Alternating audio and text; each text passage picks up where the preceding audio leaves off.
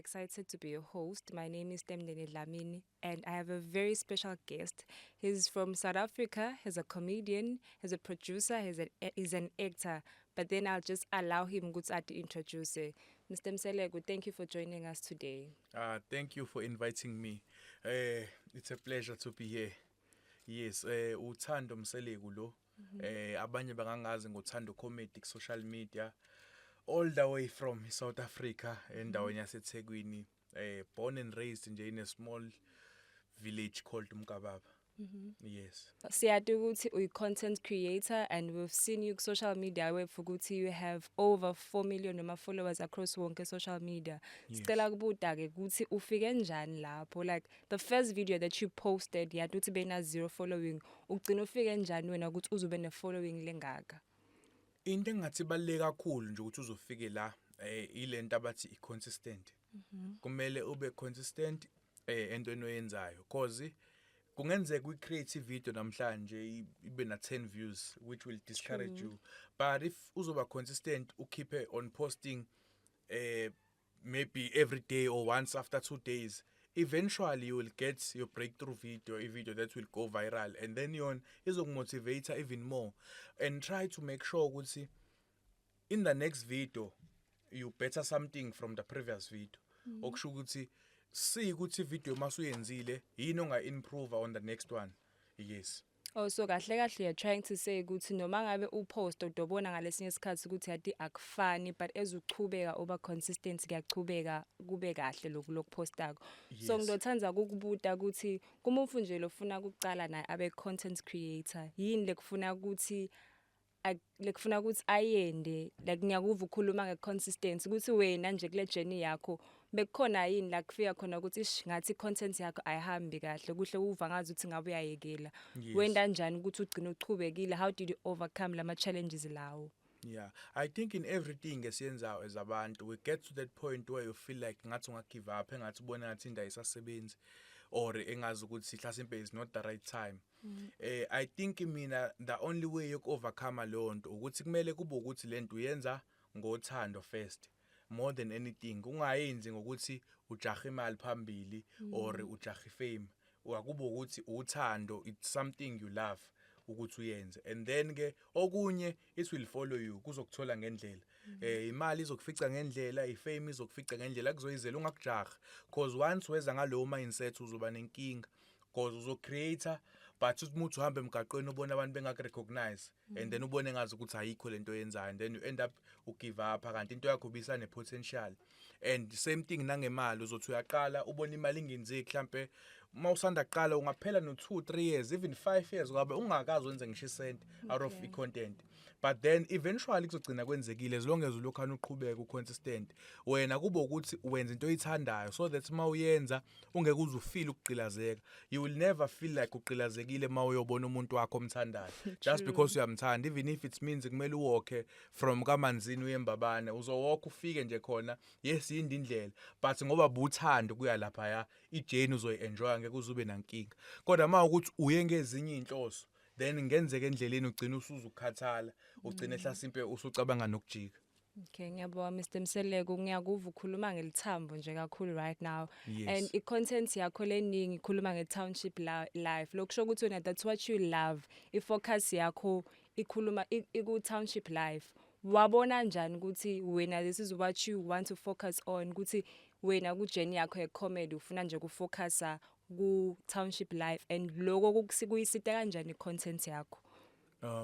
Ngingathi mina my decision was made by ukuthi nami vele it's something I'm relating to because iyona ndawo engikhulele kuyona i-township life, so everything I know is about i-township life, everything engikhulisile it's about i-township life, so ngiyarelate kakhulu with that type of lifestyle. So why not ngenza into engirelate nayo, so that whatever ngizoyenza izokwazi ukufeel authentic because ngenza into nami engirelateayo kuyona. Even ama-ideas based on izinto that maybe might have even happened in real life, yabo, or maybe might have happened to someone I know in real life, because it's something that based on real life problems, yabo. Okay. Thank you, Mr. Mseleku. Last one, dokubuta nje ukuthi, since you are here ekhaya Eswatini and I've seen you collaborate nalamanye ama-artist, Yes. loko kukusita ngani wena ukuthi collaborate nema-artist lamanye ala kangwane? Kuyasiza kakhulu i-collaboration mina I think it's the most important thing especially kulabo abasafuna ukuqala ukungena kwi-content because uma ni collaborate and share i-audience man share audience if mina ngizocollaborate nawe wena uzoza no 100k followers wakho nami ngize mhlambe no 50k followers wami because mina ngisanda kuqala mas collaborate kulabantu bakho khona abantu mina abangazi nokuthi ngiya exist yabo abazothi uma sebengibona kule video esiyenze nawo babe interested ukwazi ukuthi who is this guy and then bagcine sebeyongifollowa nami so ukucollaborate kuyasiza kakhulu so ukuthi ngicollaborate nabantu bala kwangwane kuyangisiza nami ukuze expose even more kubantu bangala ukuthi mangifika people will know me because ngenza ivideo with someone they know. Yes. So yini lo ngayisho nje kuma umfulo lSwati lofisa ukucollaborate nawe ukuthi yini lathi ngakende uza khona ukucollaborate nawe? Yes. No mina ngingathi into ekumele mayenze nje ukuthi akapush ispan sakhe and then eventually it will get to ekuthenini isihlangane if it's meant ukuthi sisebenze so sebenza because enye into ngendaba yama collaboration kunabantu abagcine bengasa funa ukusebenza or bapush ispan sabo ngendlela ontethi because balinde ukuthi uzoza collaborate noThando ukuze ekwazi ukwenza mhlawumbe ivideo ezoba viral kanti ucapable naye yedwa kwenzeke mhlawumbe singahlangani naye uphela u5 years yabona ukuthi yena uzilimit potential yakhe ngokulinda mina ukuthi uyozabonane nami enze collaboration nami but if ever kwenzeka I'm open for it ukuthi singayenza just that kungenzeka kungaqondani kwesinye isikhathi yabo so ngingathi mina meanwhile usalindile mhlawumbe ukuthi uyafisa ukwenza nami collaboration ibe wenza nawe something so that khona lento ethi umsebenzi wakho uyayikhulumela because yabona mawuzofika kumina uthi ufuna collaborate first thing engizoyisho awungikhombisile into njani ipage lakho ngibone ukuthi wenzani mekwathi uyangivezela ngabona ukuthi awukazi upost ufuna ukuzoqala nami then ngeke ngize ngikuthathe nami serious because ngiyabona ukuthi nawe lento ofuna siyenze kwaye wena uyithathe serious so why ngizocollaborate nawe what if wenza le video kuphela nami and then ungaphindi uqhubeke should I just wasted my time ngicollaborate nawe but if uzothi ithi ngibona ipage lakho ngithi ngiyabona uyaphusha umuntu opostayo then I'm obviously ngizoba interested ukuthi sisebenze because ngiyabona okay this is really something that you into. So in other words you're saying nawe wena lofuna collaborate akube khona lokwendako akube khona lokwenzayo ukuze sizokwazi ukuthi sicollaborate kahle sihlangane endleleni kungabe ukuthi ngikufica nje wena awenzi lutho but ulinde mina ukuthi ufuna ukucollaborate nami then nami ngeke ngize ngikuthathe serious ngoba ngiyabona ukuthi nawe lento oyishayo uyithathe ngenzeka ukuthi ubhorekile nje noma mhlambe usho ngoba usuze wangibona ukuthi hayi asenzeni ivideo yabo but it's not really something oyithandayo why ngizocollaborate nawe ngiyekucollaborate nomuntu oserious ngempela ukuthi lento uyayithanda uyasebenza uyaphusha I rather collaborate mina nomuntu ophushayo than umuntu ekukuthi akakaza yenze lento ulinde mina because lo uzoba nenkinga because yena shothi udependele ekuthenini kumele collaborate ukuze azabe viral shothi mangingasekho mina kuzokwenza kanjani ngeke khona yes. Thank you Mr. Mseleku siyabonga if liSwati lelifuna kwenda icontent lifuna ukulinkisa wena nje lende imali out of icontent liphile ngayo yini ledimvo lefuna ukuthi litende kuze litokhona ukuphila nayo ngecontent creation. Okay since la eSwatini ngizwile ukuthi unfortunately okwamanje ama platforms aka monetize la njengo Facebook YouTube wonke nje ama monetization program awakavumeleki la the only way umuntu angayenza manje ukuthi akwazi ukwenza imali ukuthi az align nama brands imali khona kuma brands if uzokwazi ukuthi uzalign nawo usebenze nawo ungasabi ukuapproach ama brand bhali email thumelela ibrand uthumelele eSwatini mobile ubatshela ucela ukusebenza nabo thumelela uMTN ubatshela ucela ukusebenza nabo approach ama brand nawe wenze sure futhi ukuthi wenza content eclean awuthuka abantu awuphawula izinto ezirong engagcine zikuvalela ngelinye ilanga as umuntu because yazi abanye abantu bayivalela ngokuthi nje ukhulume something yazi ukuthi ungakhuluma something that goes a long way ungazi ungadelela someone on social media not knowing mhlawumbe lo muntu ukuthi une power over inkampani thizeni that you might work with ngelinye ilanga but ba consider athi ngiyamkhumbula lo ke wangidelela noma babethi bayakusearch igama lakho because ama brand into ayenzayo mezosebenza nawo first thing abazoyenza bazokubhala igama lakho ku Google or ku Facebook babone upostani ubehave kanjani So what I will say la kubantu bala kaNgwane ukuthi abafocus kakhulu endabeni yama brands. Ama brands iyona ndlela abangakwazi ukuthi benze ngayo imali. Ukuthi align umuntu nama brands uma upostile kwavela something ngebrand kwivideo yakho tagga leyo brand leyo ibone ukuthi nanga umuntu uyimisela ukuthi angasebenza naku usithegile babone nama numbers akho. Phinde futhi enye into that people are sleeping on indaba yokudayisa. Once usune following abantu usunabo and abantu imali banayo. The only thing wenodinga ukuyenza ukuthi have something ezokwenza bakunikeze imali. So wena since usukwazile ukuba convince ukuthi bakufollow ukuthi okay wenza content emnandi manje uzokwenza kanjani ukuthi labantu bakunikeze imali because ngeke ucela ama donation ngeke baze bakunike bazobuka ukuthi ashuthi uyadlala wena. So rather find something ozoyidayisa. The same thing enziwa ama content creator phesheya make nje wablow up umuntu basidayisa merchandise umbone mhlawumbe umuntu sedayisa igiba ama hoodie even if not ingubo mhlawumbe usedayisa products izeni mhlawumbe ama products ayinwele ama beauty products izinto lezi abantu abanye abakwazi ukuzenza or that they can learn ama skills abangawafunda ukuthi okay ngibatholile labantu ngingayisebenzisa kanjani lento to my advantage ngingabadayiselani labantu because everyone is selling la emhlabeni. It's either you selling your time in exchange of imali or whatever nje. But you must be selling something ukuthi uthole imali because na ibrand mawuzo advertisela you selling ukuthi wena uzoba advertisela in exchange of exposure or whatever. So find something ozoyidayisela abantu laba bakufollowayo lo 100,000 okufollowayo about 2,000 bazoba interested to buy whatever that you are selling and then now you are making money while usalindile ukuthi ngelinye ilanga mhlasimpe nala kaNgwane bayoze bayizwe izikhalo zabantu ukuthi bayilethe monetization because I think they also deserve ukuthi babe monetized abantu balaba creative kakhulu. So for me I think it's not fair ukuthi kube ukuthi abawathola ama monetization program which is kodwa available kwamanye African countries. Thank you Mr. Mseleko. You didn't just entertain us namuhla usifundisile ukuthi bangakhona kuphila nge-content creation njengoba nawe unema online skits akho but you are making a living out of that. Siyabonga kakhulu nokuthi ufikile namuhla la eSwatini Arts Voices. So ngicela ukubuda wena ukuthi are you a content creator noma uyi-influencer and if ukhona umehluko what's the difference between the two? Okay, that is a very tricky one. I think this one depends with my opinion abantu ngokuhluka kwawo. But I mean I would like to believe ukuthi I don't want to say futhi ukuthi ngi-content creator.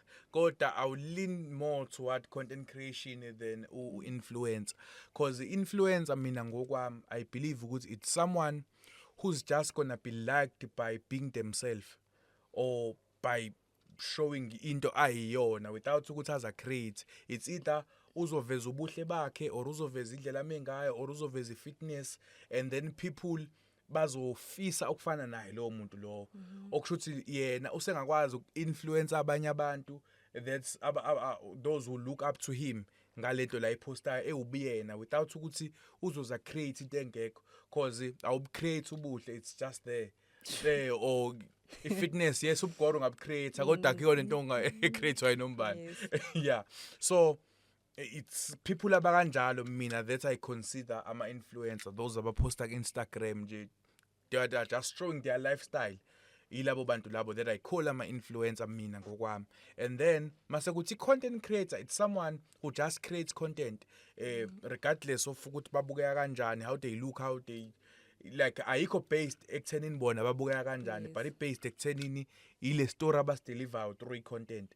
So I would say mina ile into engiconsider as i-content creator. That's why ke sithi ngokwami ngithi kune difference between the two but someone may beg to differ. Okay. Yeah. Mr. Mseleko, thank you for clarifying kule two ukuthi umehluko we-content creator ne-influencer. I've seen you work with other artists la kaNgwane laba njengabo Mdura. Ngidawuthanda ukubuda nje ukuthi now comparison nje eSwatini na South Africa mawubuka thina ngala eSwatini sikhashane kanganani nekufika kuleli zinga eSouth Africa laba khona ngecontent ukuthi yini lekumele siyende ukuthi singazi sifike lapho. I think kumele kube ukuthi encourage more people to do i-content. And then i-content futhi nakhona ezoba authentic kube ukuthi they showing i-culture seSwatini they are being themselves. Yazi ukuthi abantu bagaina ilontunjana i-fan base outside of i-country yabo ramanye amazwe by just being themselves, because abanye abantu you'll find someone oseGhana manje or Zambia or wherever la ekhona u-interested ukwazi ukuthi kwenzakalani kwamanye ama-country ongakaze aphume e-countryni. So if wena wenza i-content uveza i-culture yamaswati yonke into, you might gain a fan base even international, even in Western countries. They might even be interested. Even loko kugcine kusiza even i-country, because you might find ukuthi abantu sebe interested ukuzovakasha even more, increasing i-tourism ye-country, ukuthi bazobona lezi zinto lezi ezihlala ezivezwa ama-content creators ukuthi okay nazi izinto ezenzakalayo. So I will say maybe they need to encourage more people to get into content, like kube into eshumayelwayo nje in young kids especially, because bona bayi-future, ukuthi indaba ye-content ithatheni serious, it's the future. Indaba ye-TV slowly iyaphela, indaba ye-radio iyaphela.